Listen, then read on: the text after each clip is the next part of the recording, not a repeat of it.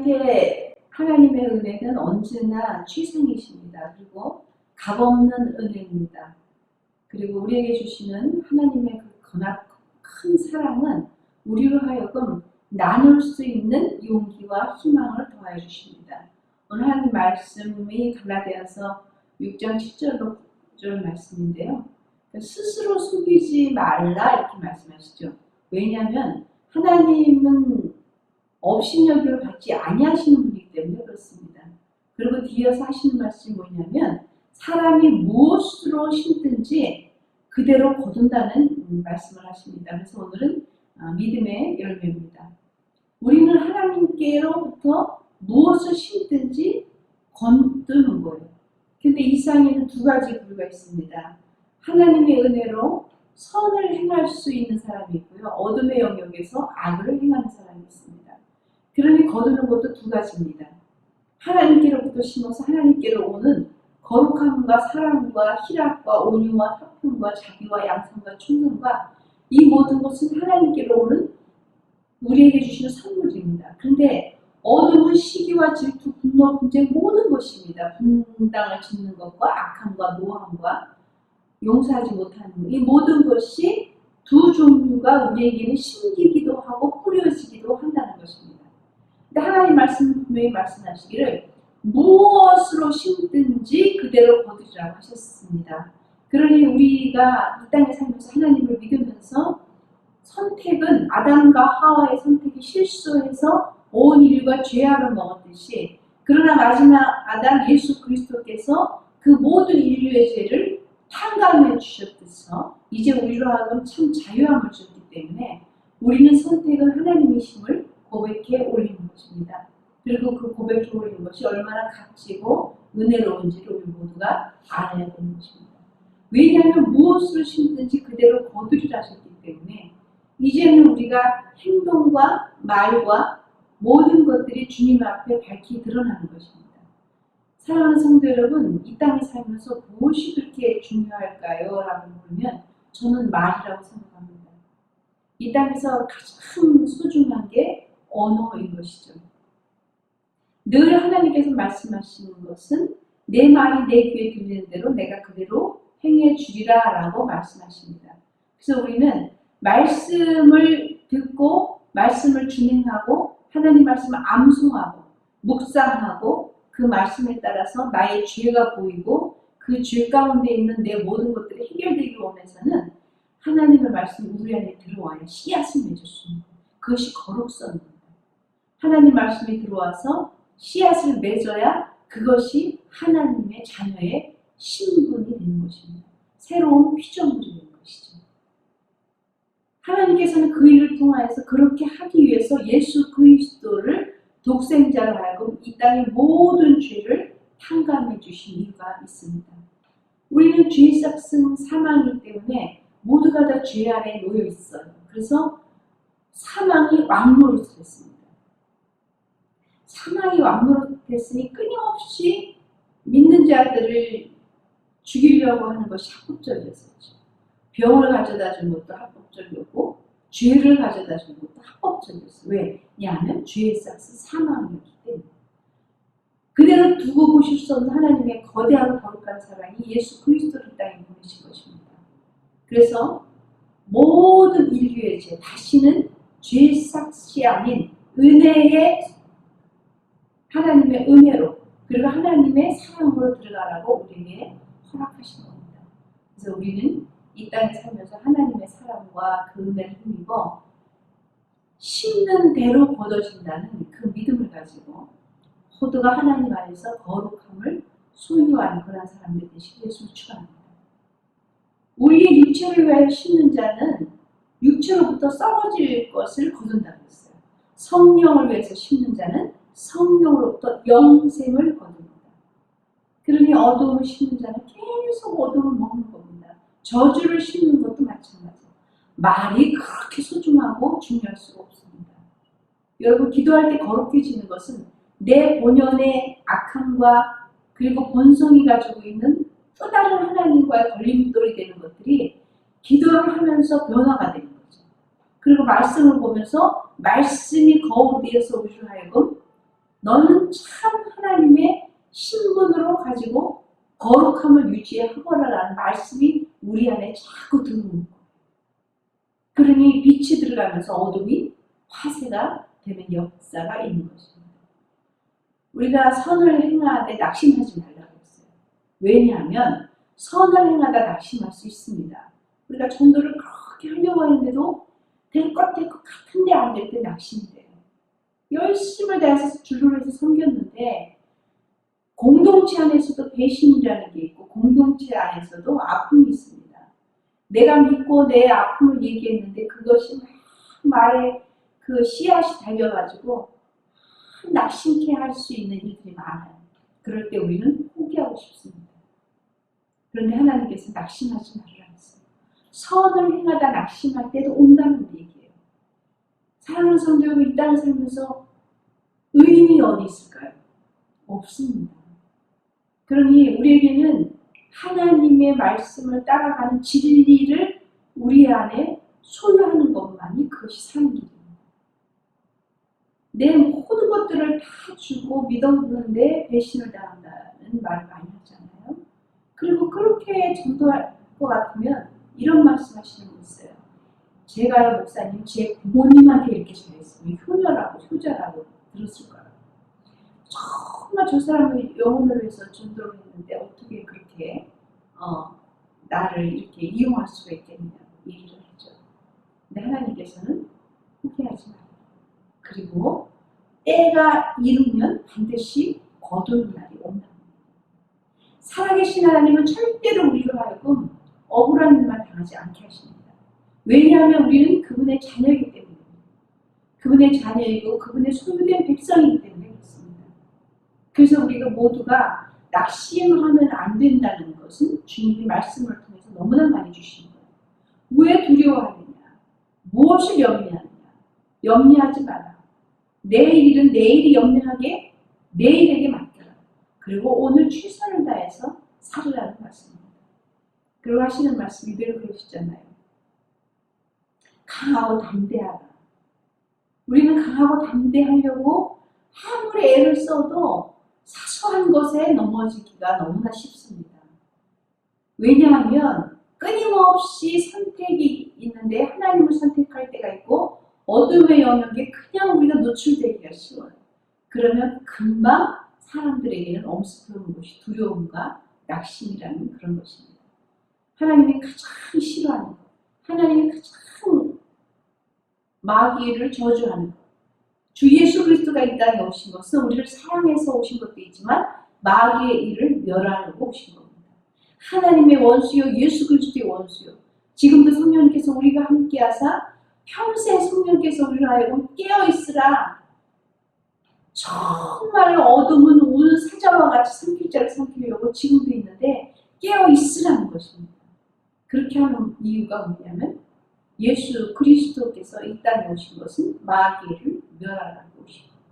합법적으로 마귀를 멸하시고 하나님의 사람들을 그분의 사랑과 은혜와 자비와 긍휼로 우리 모두를 하나님 나라 가기까지 이 땅에서 왕권을 가지고 통치하라는 것입니다. 왕의 자녀답게 살으라는 것이죠. 우리는 맨날 힘든 것이 은혜인 줄 알아요. 그럴 수도 있습니다. 고난도 있을 수 있습니다. 그러나 실상 하나님이 원하시는 것은 너희는 왕같은 제사장이라는 것입니다. 그의 나라와 그의 소유된 백성입니다. 그래서 우리는 어둠에 속지 말아야 될 것은 신분이 자꾸 어릴 적부터 내가 뭘 할 수 있을까? 그리고 들은 말이 너가 뭘 할 수 있겠니? 그리고 우리는 성적으로 판정을 받은 세대에 살았어요. 공부를 잘하면 똑똑하고 공부를 잘하면 훌륭한 사람이 될 것이고 못하면 형편없고 이렇게 우리는 아주 이렇게 인정을 받은 세대입니다. 그런데 그렇지가 않은 것이죠. 하나님이 주신 달란트와 은사는 각각 틀린 것입니다. 물론 공부가 잘해서 공부를 잘해서 훌륭하게 되시는 분들 축복해 드려야죠. 아주 좋은 일입니다. 그리고 학생들은 또 열심히 해야 됩니다. 그럼에도 각각 또 갖고 있는 은사가 있어요. 어떤 사람은 운동을 너무 잘해서 운동으로 하여금 국익을 정말 나타내는 그런 훌륭한 사람들도 있고요. 또 어떤 사람은 정말 노래를 잘해서 모든 사람의 심금을 울리고 찬양을 할 때에 회개가 터지게 하는 분들도 계시고요. 또 어떤 분들은 주방에서 또 굉장히 맛있게 요리를 잘하셔서 성도들이 힘든 사람들이 와서 맛있는 것을 먹고 이야기를 나누고 회복이 되는 각양 특색의 은사를 하나님께서는 너무나 공평하게 주셨다는 것입니다. 그 공평한 하나님께서 우리에게 향하시는 말씀은 히브리서 11장 1절 말씀이에요. 믿음은 바라는 것들의 실상이기 때문에 그렇습니다. 믿음은 바라는 것들의 실상. 여러분들이 무엇을 바라고 무엇을 어떻게 되기를 원하시느냐, 그것을 꿈꾸고 기대하고 믿으면 이루어지는 거예요. 그것이 믿음입니다. 믿음은 내 눈에 보이지는 않지만 그렇게 될 것이라고 생각을 하면 그렇게 되는 거예요. 어떤 분이 전화를 저한테 와서 상담을 하세요. 목사님, 제가 지금 너무 아픈데요. 기도를 하고 매일 하나님 앞에 찬송을 하고 이렇게 했더니 저 밑에 마음속에서 그런 감동이 온대요. 괜찮아. 잘 될 거야. 나을 거야. 그 전에 두려움은 딱 사라지고 찬양과 감사와 예배를 통해서 환경은 그대로고 아픈 증상은 그대로인데 그게 나는 괜찮아. 나을 것이야. 그게 믿음은 바라는 것들의 실상이기 때문에 그렇습니다. 믿어져야 되는 것은 뭐냐면요. 환경은 그대로인데 하나님 안에 들어가니 믿어지고 그리고 잘 될 수 있는 환경이 아닌데 기도하고 하나님과 함께 있으니 하나님의 그 공유함과 은혜 속에서 나는 반드시 성공할 수 있을 것 같다. 되는 것입니다. 왜냐하면 믿음은 바라는 것들이 실상이요 보이지 않는 것의 증거이기 때문에 그렇습니다. 내 눈에 보이는 거 없지만 하나님께서는 믿음대로 증거를 보여주시는 거예요. 수많은 선지자들, 수많은 예수의 제자들, 수많은 하나님 믿는 사람들의 간증이 쏟아져 나오는데 그것이 다 그렇습니다. 눈에는 보이지 않고 갈 바를 알지 못하고 빌 바를 알지 못하는데 정말 예수 붙들고 기도했더니 그 은혜 가운데 변화가 일어나는 거예요. 그리고 회복이 일어나는 거예요. 감격이 일어나는 거예요. 어제의 나고 오늘의 내가 틀린 겁니다. 그것이 뭐냐면 하나님의 값진 은혜입니다. 여러분 믿음이라는 건 아주 놀라운 겁니다. 믿음이라는 것은 신비스러운 겁니다. 어려운 환경에 있으시는 분들은 거의 다 계셔요. 그래서 여러분들 간증이라고 하죠. 간증을 들으면 누구에게나 다 역사하신 하나님의 그 사랑을 느낄 수가 있습니다. 저 역시 마찬가지입니다. 그런데 그 힘들고 어려울 때 주님의 음성을 더 잘 들어요. 그리고 너무 힘들 때 말씀을 묵상합니다. 그리고 많은 분들이 상담을 할 때 이렇게 얘기해요. 목사님 저 너무너무 힘든데 자꾸 시편을 보고 있는 자신을 봐요.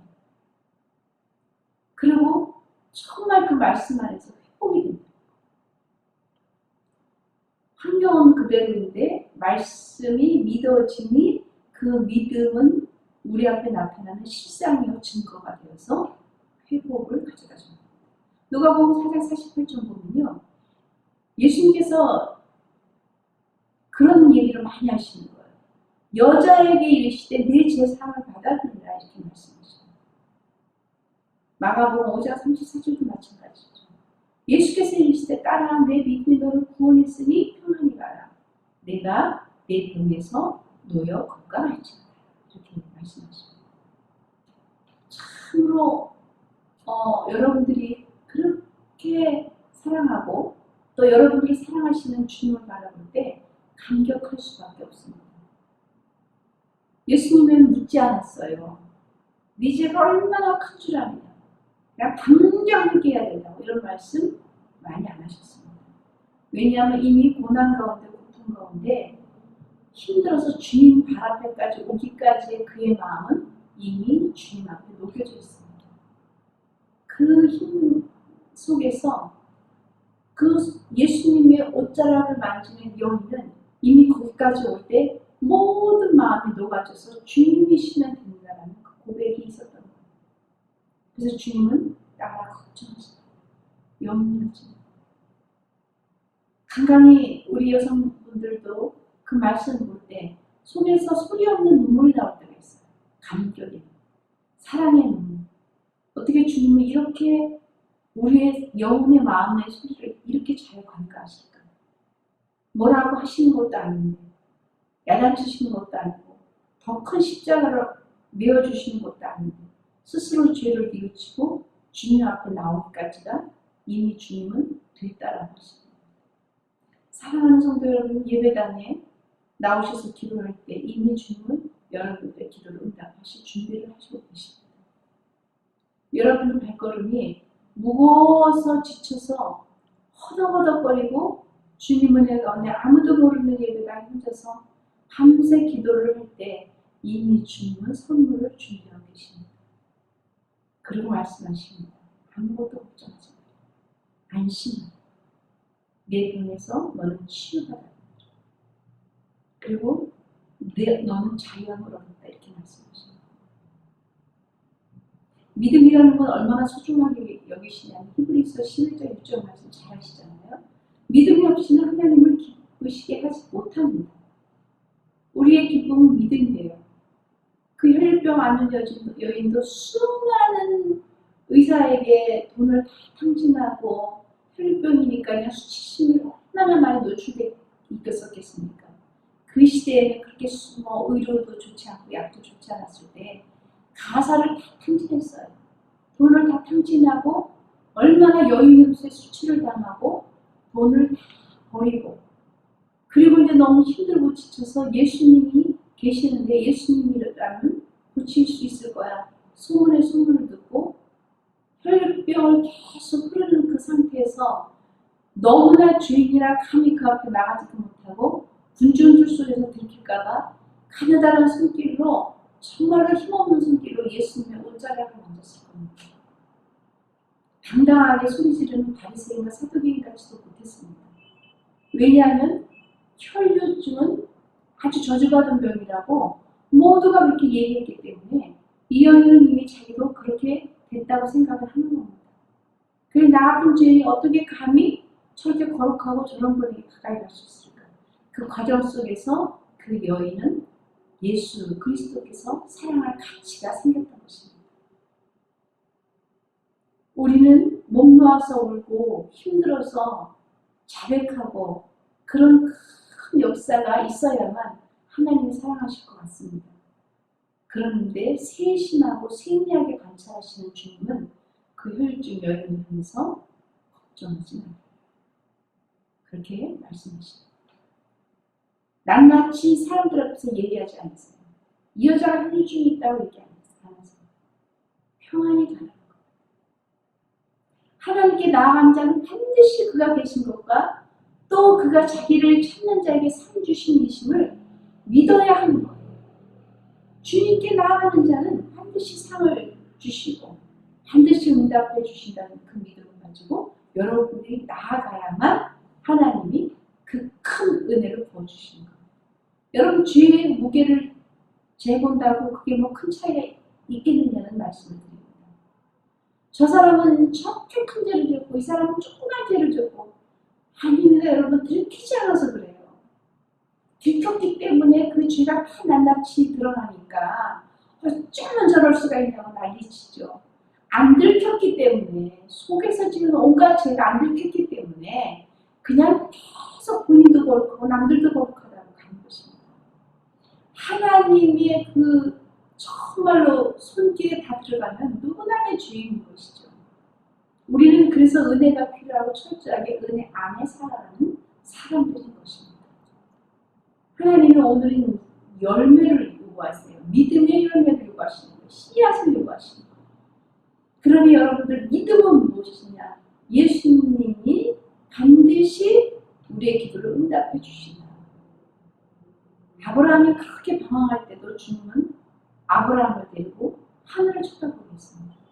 저 수많은 별을 보고 너는 무슨 생각을 하냐? 라고 물으실 수도 있어요.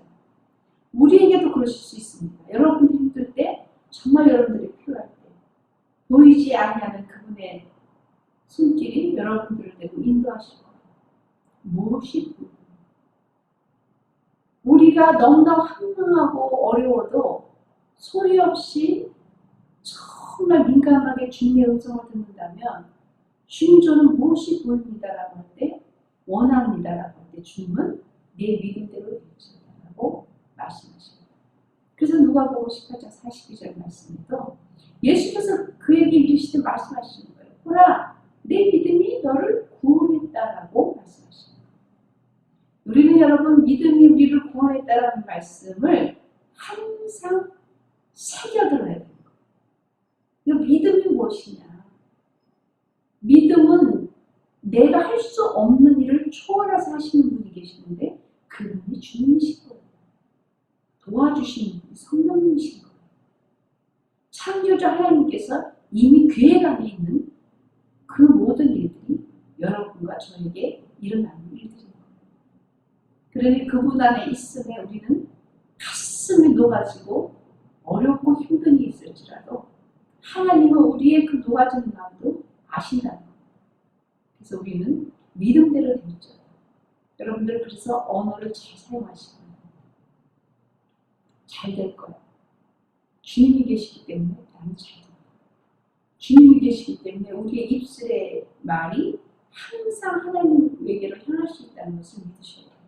그런데 조금 좀 애매한 것이 아니라 늘 조심해야 될 것은 어둠도 저주의 말을 역사한다. 저주와 비판과 미움과 분노와 당지는 것과 그런 모든 것들은 어둠이 듣고 어둠이 또 역사를 한다. 그렇게 분별력을 가지고 하나님의 은혜 가운데 들어가시기 바랍니다. 말씀에 복음에는 하나님의 의가 나타난다 했어요. 그래서 믿음에서 믿음으로 이렇게 하나니 기록된 바 오직 의인 믿음으로 말미암아 살리라는 것 같습니다. 오직 의인은 믿음으로 사는 거예요. 오직 의인은 믿음으로 산다. 그 말씀인 것이죠. 사도 바울이 너무 힘든 과정을 많이 겪었잖아요. 그 정말 모진 매를 맞고 조그마한 강주에 매달려서 삶을 유지하고 정말 얼마나 힘든 일을 많이 겪었어요. 그런데도 내 안에 예수의 흔적이 있다고 했어요. 나는 예수가 나와 함께 있다는 거죠. 그러니 감옥에서도 기뻐할 수 있었던 것입니다. 오직 의인은 믿음으로 말미암아 살리라. 그러니까 의인 곧 믿음인 거예요. 믿는 자는 곧 의인인 것입니다. 우리는 막 교회에서 얼마나 놀라운 일을 막 행하고 모든 사람들에게 수많은 일들을 하고 막 이런 사람들이 의인이라고 막 얘기를 하잖아요. 좋은 일 하시는 분들은 참 훌륭하신 분들입니다. 그런데 의인을 가장해서 어둠을 역사하는 일을 하는 사람들도 또 있다는 것입니다. 의인을 가장해서 사람을 속이는 사람들도 있습니다. 사람을 계속 이용하는 사람들도 있습니다. 그럴 줄 몰랐는데 제가 다 돈을 빼앗겼어요. 믿었던 사람. 다 줬어요. 제가 전도했던 사람. 오직 의인은 믿음으로 말미암아 사는 거예요. 의인은 분별력이 있습니다. 믿음에는 분별력이 있습니다. 그러니 우리는 좌로나 우로를 치우치지 않고 오직 믿음으로 살아가는 저와 여러분들이 되시길 줄 믿습니다. 예수 그리스도 믿음으로 말미암아 여러분들 모든 믿는 자에게 미치는 하나님의 의는 차별이 없기 때문에 그러지 자랑할 때가 있느냐 없다는 거예요. 무슨 법으로나 행위가 없다는 거예요. 오직 믿음의 법으로 가는 거예요. 그러므로 믿음은 들으면서 나는 거예요. 들음은 그리스도의 말씀으로 이루어지는 것입니다. 소망의 하나님이 모든 기쁨과 평강과 믿음 안에서 우리들에게 충만한 능력으로 소망이 넘치게 하시기를 원하시는 거예요. 여러분 이 말씀이 반드시 믿어져야 돼요. 너희 믿음이 사람의 지혜이지 않다고 했습니다. 다만 하나님의 능력이 있다는 것을 믿으시기 위해서